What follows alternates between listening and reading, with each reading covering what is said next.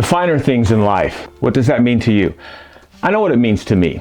Maybe it's a good restaurant, a nice sports car, maybe a Swiss watch, maybe even a nice piece of stereo equipment. Well, what does that have to do with today's review? Well, I just reviewed a pair of speakers that are produced in Milan, Italy. My name is Adrian Alexander with The Absolute Sound. Thanks for watching, and let's get started with the review.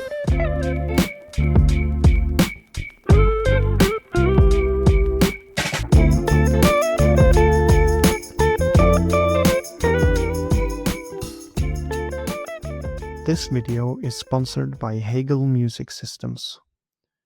Our latest product is the H150 streaming amplifier.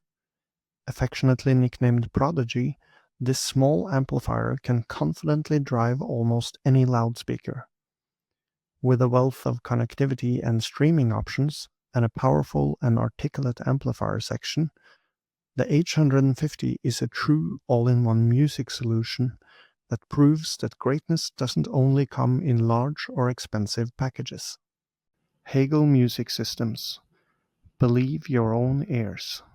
The name of the company is Chario, named after Charlie and Mario. It was founded in 1975, so happy 50-year anniversary, Chario. Also, Chario designs and builds their speakers in Italy, including custom drivers and crossovers. The product I'm going to review today is called the Academy Sonnet two-way bookshelf speaker. Let's get the price out of the way immediately. With the stands, the price is $11,285. Without the stands, $9,229. In my opinion, the stands give the speakers a very elegant look, and it helps with the sound of the speakers, which I'll discuss later. I have to be honest.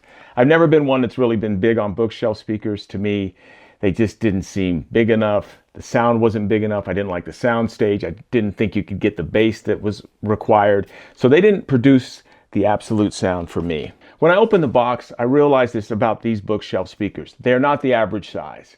The bookshelf speakers were quite heavy. In fact, they weigh around, I would say, 40 pounds, 18 inches high and 12 inches in depth. Anyway, they don't look like any bookshelf speaker that I've ever listened to or reviewed. Now, the cabinets are just stunning.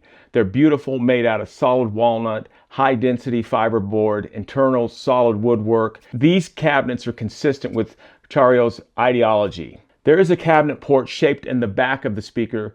This is the vent, which allows for smoother bass loading. All right, the technical specs. Sensitivity 90 dB, 4 ohms impedance, response 55 Hz minus 3 dB to 20 kilohertz. The first thing I noticed is that the 1.25 soft dome tweeter is at the bottom of the speaker. So this is the reverse from conventional speakers.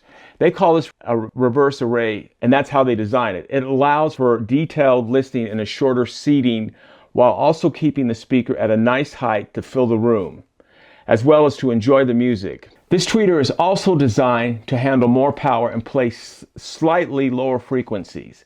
The top of the speakers, where the tweeter traditionally would be, there is a woofer, which is a 6.7 high-performance cone woofer. It adds stiffness without adding weight, helping the woofer to move fast. This combination drives a tight, punchy bass and clean mid-range detail. Low frequency is minus 3 dB at 55 Hz.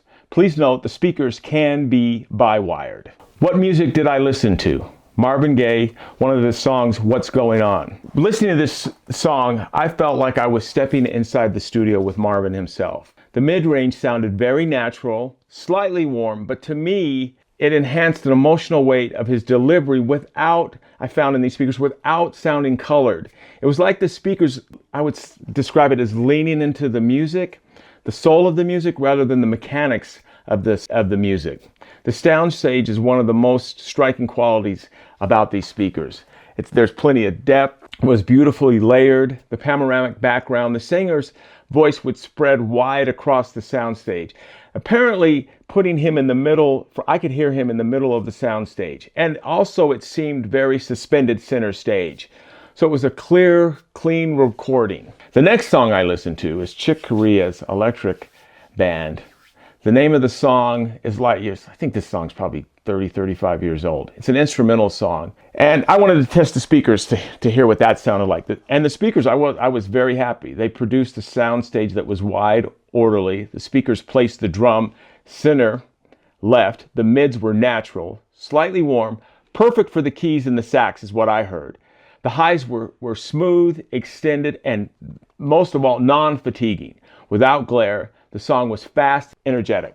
A lot of things going on with the kick drum and the electric piano. The speakers produced a precision sound, locked and without sounding edgy. Of course, I listen to a lot of music from other genres, but if I were to describe these speakers, at least what I heard listening to other music, was they are extremely detailed, a very good deep sound stage, very accurate in the instruments presented. The speakers were a joy to listen to.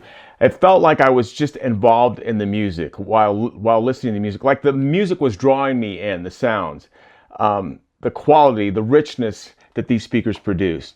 I experienced this a number of times listening to music. Felt like I was in a live recording.